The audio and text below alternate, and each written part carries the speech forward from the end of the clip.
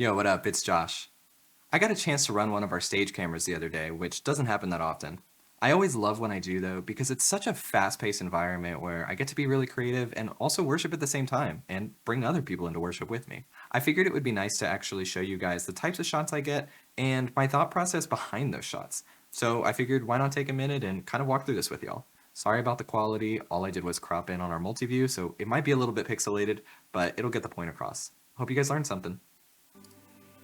Alright, so I'm running this camera 4 here. It's focused on our keys and then also our electric guitar that's on the back of the stage. And the keyboard player is actually leading this song.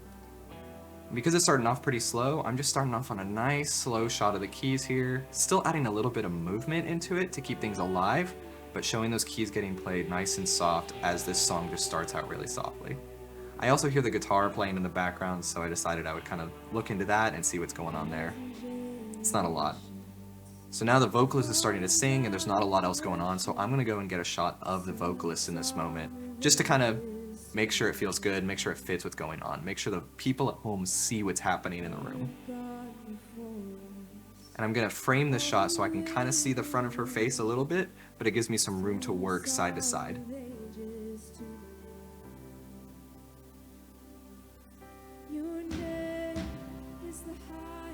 So I keep it nice and slow. The song is pretty mellow right now, so we're not going to add too much motion. We want to just keep things still, but not perfectly still. And as soon as I'm not live, I'm moving to the next shot. And in this particular instance, it's still being driven mostly by these keys, so I'm going to go to those. I'm working kind of side to side. I don't really want that shot to be side to side at the end of the day, but I want to show my director the type of shot I'm working for. So I'm going to kind of move that shot and then reset and do it again. And you can see I'm kind of keeping that vertical exactly the same place, but moving side to side around that subject as I go. They didn't take it, and now she's singing and driving this vocally, so I'm going to go back to that shot. But here you can see I work it down to the keys so that we're not staying on the same shot for too long. Keep things interesting, keep people at home seeing and hearing what's going on. But here I don't want to show that same shot too many times, so I'm going to switch to a different shot of the keys where I can see that right hand that's playing. Always show people what's actually happening. Again, she starts singing again, so I'm going to take her face again, but I'm not going to take the same angle. I'm going to start out a little behind and work my way around for a face reveal on the other side of her hair. This works really well with women, not as well with men, not as much hair. I hear that electric guitar come in, so I come and grab it, but we're keeping it a pretty slow shot there because there's not a ton happening. Look for something else, maybe something here, seeing someone worshiping, but now I hear it picking back up, so we're going to go back to the vocalist and then maybe to the keys as she comes back in. And she's driving this really hard vocally, so we're taking that and a little bit more motion, that quick move to the keys, because that shot was kind of hanging for a while and I felt like it needed something to drive it forward with the power of the song in that moment. So always know where you can take something to give it a little bit more oomph. In this case, I know the keys are there, I know that I can rack focus to it really quickly, so I'm going to make that cut. And then I'm quick over to that guitar because I hear it, and we're going to get close on those hands that are really playing that. But show enough of the guitar that you have some context, it doesn't fill your screen in an unpleasing way. Work way around it in order to add some different depth and dimension and energy, and continue that around.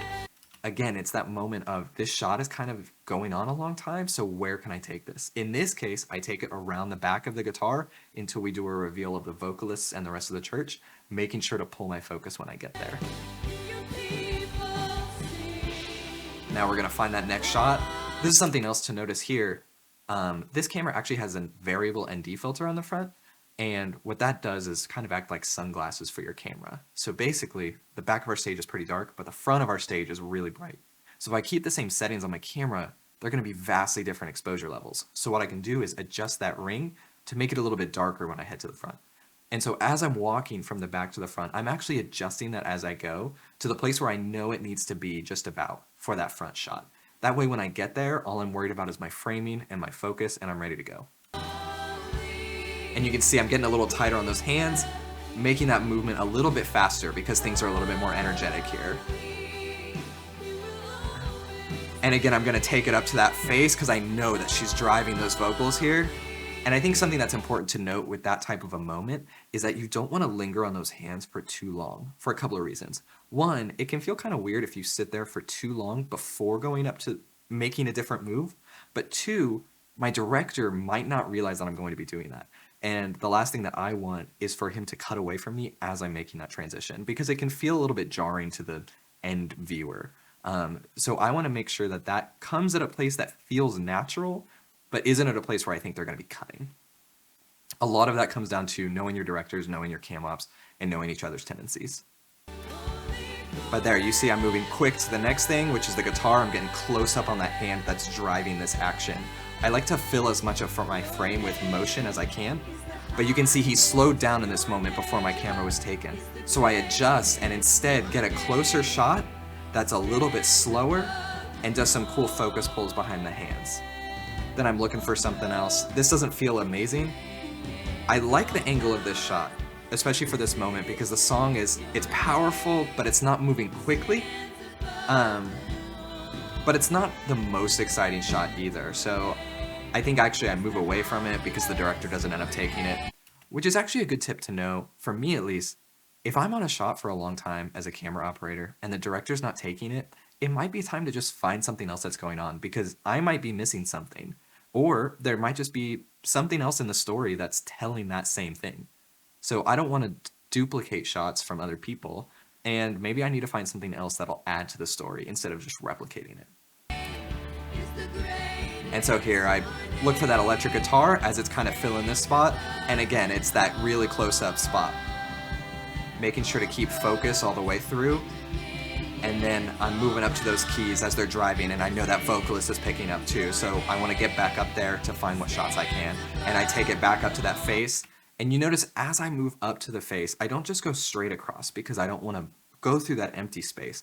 I want to work along the person's arms and then also add like a rotation around them at the same time, because it helps add some different depth and dimension to it and keep things interesting and not super jarring. You don't want it to just be like a right angle, and so adding that rotation around them helps take away from that and feel more natural. It's almost like you move your body around as you're doing these things more than you actually move the camera, if that makes sense. And then I know that this guitar is about to come in right here, and so I get back there really quick and grab that shot again. And again, I'm going to be moving around it before my director even is ready for it, so they see what that motion is, and so that I'm always moving. This song's moving quick, so I'm going to be moving quick, trying to get shots as quickly as I can. We have 4 cameras, and so we want to make sure that we can get as many shots from them as humanly possible to keep things moving in these fast moments. So we saw there, I had a shot of the vocal and then a shot of the keys. We took it. I wanted to stay there because the vocals were really driving this moment, but I didn't want it to be the same exact shot that we had last time. So I pulled out wide and got both of them in the shot to help add that energy and make it feel different.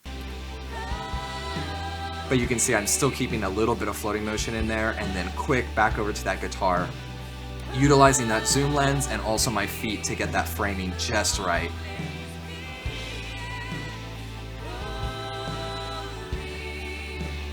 Now in this moment, my camera actually had problems and had shut off on me, and so I had to reset it in the moment. Look, that's gonna happen, and so you need to be prepared and know what you need to do to fix it. Luckily I knew what was going on and I had to reset it.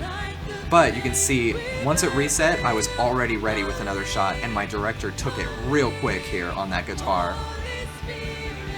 And then quick, I saw that bass was driving, and just whipped over to that real quick and grabbed something. Even though it wasn't my responsibility to get that, I knew where my other camera operator was on the stage, and so I was able to pick that up without too much problems. That's another good thing to know, is to just know where your other camera ops are so that you can pick up responsibilities from them if you need to. So I'm looking for something else. Go back to that shot that I tried earlier, but I also remember we didn't use it, so maybe I'll get something else. So we'll look at that guitar, again, work it around, and then we're gonna go find another shot. And you saw in that moment, I whipped over to the other vocal, checked it out as I was walking to see if I liked that shot. It didn't love it, so I kept going over to the keys.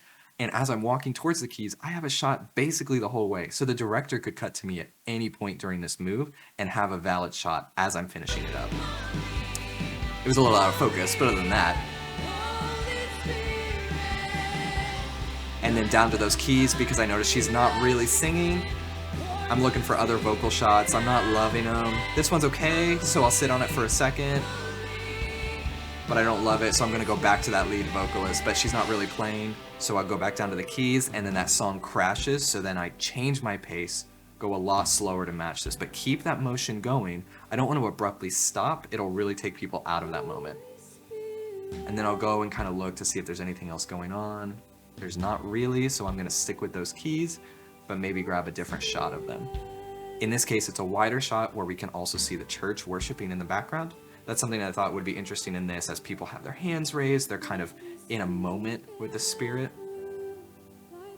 But again, it's this type of situation where I'm not getting the shot taken, and so I'm gonna adjust it a little bit. Like, what if we got a little bit closer up on the church members, and then you can tell I could pull the focus easily to the keys as well and have something interesting. So here I am, I've got it set up. My director can kind of see what's going on. And they actually take it here in a second. So here it comes, it's live, I let it sit for a second, and then I pull focus to the keys. And as I do that, I reframe ever so slightly to make sure that those hands are very clearly the subject of the shot. And then, again, we want to make sure we don't repeat shots in a row too many times, and I know we might want some filler of these keys, so I'm going to take a nice slow shot of those. And honestly, that's about it. I know it's a lot, I know it's fast-paced, but a few takeaways. One, it's really important to know the songs that your band is playing, because it means you're able to jump around to the different points in the stage when you need to be there. And you're not caught flat-footed when all of a sudden the vocal starts really leading the moment and you're back at the electric guitar. Also, keep moving, especially in the energetic moments. But even in the slower moments, you can keep moving, just do it at a much slower, more relaxed, more steady pace. 3, honestly, all of these rules kind of depend on the style that you're going for, but if it's the more cinematic broadcast that people are moving towards these days, I think a lot of these are really great options for you. I hope that this is helpful. I hope it's something that you can reference. And honestly, more than anything, just practice and try different things.